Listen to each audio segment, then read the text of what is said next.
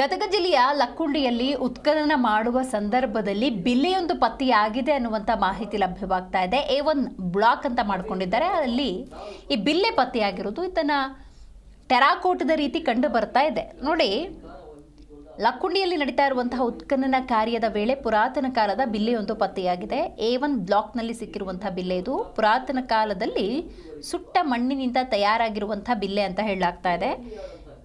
₹2 ನಾಣ್ಯದ ಆಕಾರದಲ್ಲಿ ಇರುವಂಥ ಟೆರಾಕೋಟಾ ಬಿಲ್ಲೆ ಅಂತ ಗುರುತಿಸಲಾಗಿದೆ. ಟೆರಾಕೋಟಾ ಬಿಲ್ಲೆ ಸಿಕ್ಕ ಹಿನ್ನೆಲೆಯಲ್ಲಿ ಸಾಕಷ್ಟು ಕುತೂಹಲ ಅಂತೂ ಹೆಚ್ಚಾಗಿದೆ. ಅಂದರೆ ಅದು ನಾಣ್ಯದ ರೂಪದಲ್ಲಿರುವುದರಿಂದಾಗಿ ಹಿಂದಿನ ಕಾಲದಲ್ಲಿ ಈ ಟೆರಾಕೋಟಾ ಬಿಲ್ಲೆಗಳನ್ನು ನಾಣ್ಯದ ರೂಪದಲ್ಲಿ ಬಳಸ್ತಾ ಇರಬಹುದು. ಹಾಗಾಗಿ ಒಂದಷ್ಟು ಕುತೂಹಲ ಹೆಚ್ಚಾಗಿದೆ. ಇದು ನಾಣ್ಯವೇ ಆಗಿದ್ದರೆ ಇನ್ನೊಂದಷ್ಟು ಉತ್ಖನನ ಕಾರ್ಯ ಮುಂದುವರಿಸಿದ್ರೆ ಇನ್ನೂ ಏನಾದರೂ ಲಭ್ಯವಾಗಬಹುದು ಅಂತ ಪುರಾತತ್ವ ಇಲಾಖೆ ಅಧಿಕಾರಿಗಳು ಮೇಲ್ವಿಚಾರಕರು ಪರಿಶೀಲನೆಯನ್ನು ಮಾಡಿದ್ದಾರೆ. ಇದನ್ನು ಚಿಕ್ಕ ಪ್ಲಾಸ್ಟಿಕ್ ಪ್ಯಾಕೆಟ್ನಲ್ಲಿ ಹಾಕಿ ಅಧಿಕಾರಿಗಳು ರಕ್ಷಣೆ ಕೂಡ ಮಾಡಿದ್ದಾರೆ. ಇದು ಯಾವ ಕಾಲಘಟ್ಟದ್ದು, ಇದರ ಉಪಯೋಗ ಏನಿರಬಹುದು, ಹೀಗೆ ಒಂದಷ್ಟು ಕುತೂಹಲ ಖಂಡಿತವಾಗ್ಲೂ ಇದ್ದಿದೆ. ಅದನ್ನು ಅಧಿಕಾರಿಗಳು ಸ್ಪಷ್ಟಪಡಿಸ್ತಾರೆ. ಒಟ್ಟಿನಲ್ಲಿ ಅಗೆದಷ್ಟು ಅನೇಕ ಅವಶೇಷಗಳು ಪತ್ತೆಯಾಗ್ತಿರೋದು ಮಾತ್ರ ಜನರಲ್ಲಿ ಕುತೂಹಲವನ್ನು ಹೆಚ್ಚು ಮಾಡಿದೆ. ಮಣ್ಣಿನ ಬಿಲ್ಲೆ ಹ್ಞೂ ಸರ್,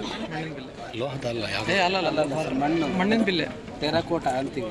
ಸುಟ್ಟು ಮಣ್ಣು ಇರ್ತಕ್ಕಲ್ಲ, ನಾವು ಮಡಿಕೆ ಸುಡ್ತೀವಲ್ಲ, ಹಂಗೆ ಬಿಲ್ಲೆ ಟೈಪ್ ಮಾಡಿ ಸುಟ್ಟು